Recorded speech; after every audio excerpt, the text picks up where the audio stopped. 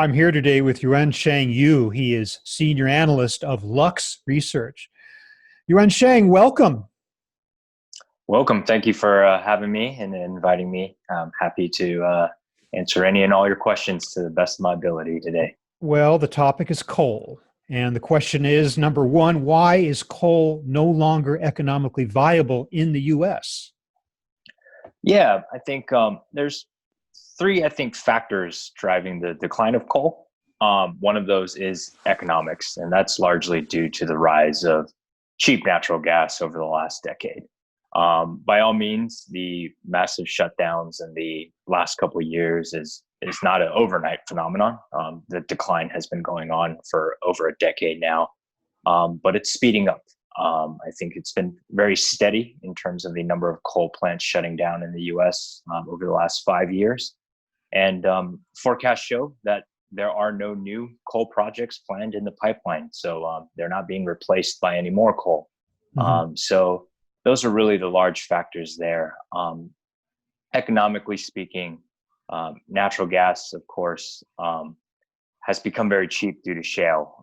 And that's played a really large role in its usage for power generation. I think one of the big things that often isn't discussed is that the economics for coal haven't changed that much over the last decade. So that's sort of an issue. Fuel costs for coal is fairly stagnant. Power generation or electricity generation from coal is also stagnant, while the other options have gotten cheaper. We all know natural gas is quite volatile, as with all things in the oil and gas space, but it's also a more efficient fuel. So even at price points higher than coal, at a fuel cost perspective, it's still actually cheaper from an electricity generation perspective. So the cost of extracting coal has not gone up over the years? No, not according to the US EIA.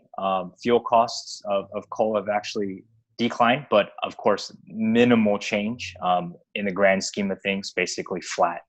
So definitely not enough to move the needle in the market. Is this a global trend? Are we also talking not just about U.S. domestic coal consumption, but also coal produced for export? Yeah, so it is a global trend. I think that Europe is really blazing the trail in terms of minimizing, if not completely eliminating, the use of coal in their power generation sector. U.S., according to some data I read recently, U.S. export of coal has also dropped quite a bit over the last couple of years. But let's be clear, this is not the end of coal globally. There are still countries like India, China, Southeast Asia, who do have a growing energy demand, one that is potentially going to double in the next 2 to 3 decades. And coal will, as a matter of fact, still be a key supplier for their energy. So coal is not going anywhere globally, but you will see differences.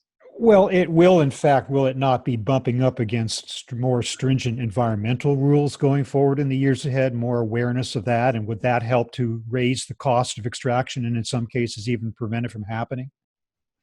Yeah, absolutely. I think environmental concerns are definitely one of the main reasons behind the decline of coal. There's not just the CO2 emissions aspect of it, but also the air pollution aspect of it from a citizen standpoint.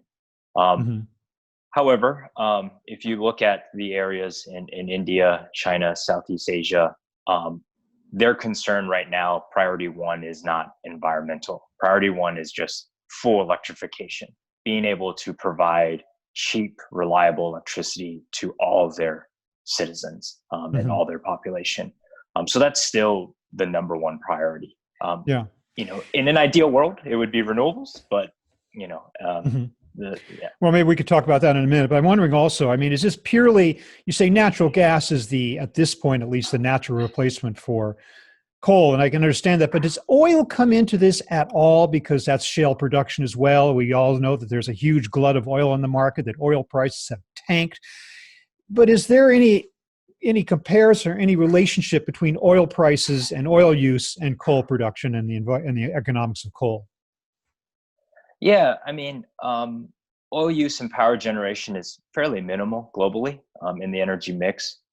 In the near term, we do see, because of this sort of glut of supply, we might see some oil use in the electricity sector. But overall, oil is likely to continue to have a very minimal role in sort of power generation. And natural gas is really going to be that replacement of coal. Yeah. One thing we haven't mentioned yet is the potential impact of the COVID-19 pandemic, and that has caused a huge drop in demand for electricity. So that must also have an influence on the need or the no need for coal, or lesser need, right? Yeah, absolutely. I think COVID it didn't really shift the direction the energy industry was going.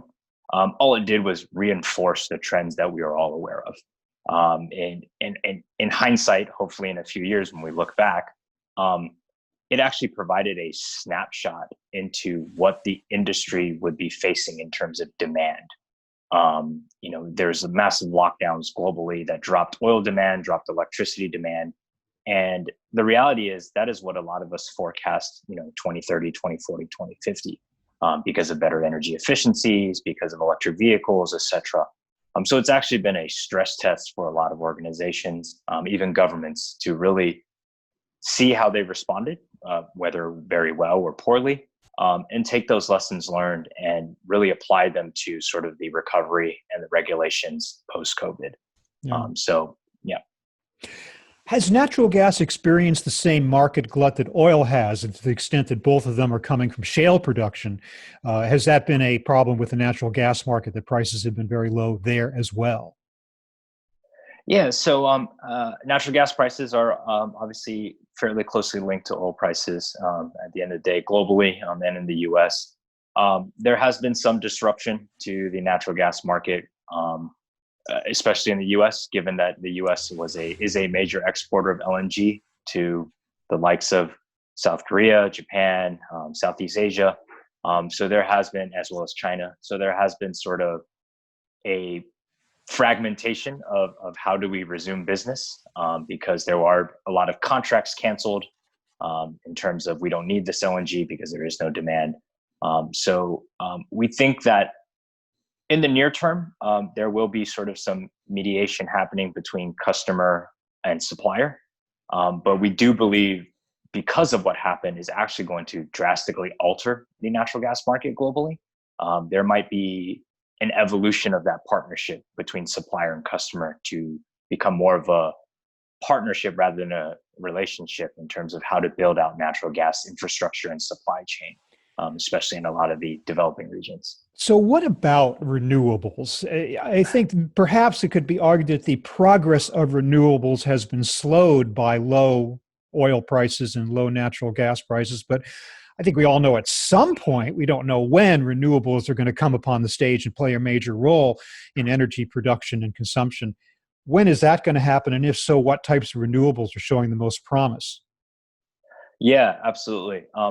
But if we take a snapshot in time in the US, this year renewables will be the #2 largest provider of electricity in the US, surpassing coal for the first time.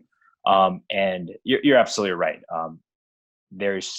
While progress has been made, it is still a very minor portion of the global energy mix. I think that what's important is, how do countries respond to COVID in terms of the economic recovery? How will they dedicate their stimulus packages towards promoting clean energy, promoting renewable energy?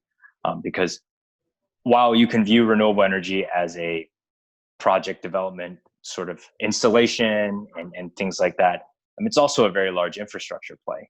There's also manufacturing involved. There's expertise and know-how and building out a labor force as well. So we believe a lot of countries who have the foresight, that believe clean energy or renewable energy will be a key part, will be very focused on bringing that industry up to scale. So Germany is a really good example with their recent stimulus package that is very heavy on renewable energy and no direct stimulus to the fossil fuel space. Yeah. So do you think that natural gas will be the important element in production for foreseeable future? I mean, it's not going away anytime soon, right? Yeah, absolutely. Many in the industry believe natural gas is sort of the bridge fuel from oil to renewables. We agree as well. The reality is, while it is a fossil fuel, it is less carbon intensive, which is step one. And it fits in the market economically. It's still one of the cheaper sources for several countries out there.